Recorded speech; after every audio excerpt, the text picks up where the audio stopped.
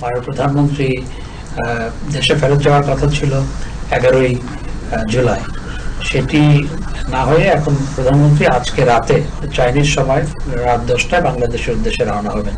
এতে কিন্তু তার অফিসিয়াল যে কর্মসূচি সেটির বিন্দুমাত্র হেরফের হয়নি।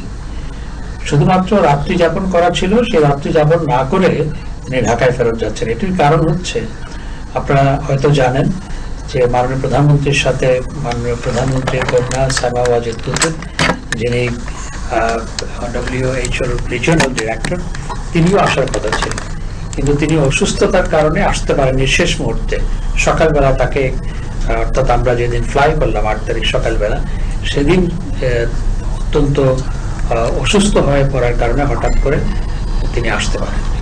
তিনি এখনো অসুস্থ। আসলে সফর সংক্ষিপ্ত নয়, উনি শুধু এখানে রাতটা যাপন করার কথা ছিল, সেটি না করে ঢাকায় তার অসুস্থ মেয়ের সাথে রাতে সময় দেওয়ার জন্য, মা হিসাবে, সেজন্য তিনি চলে যাচ্ছেন।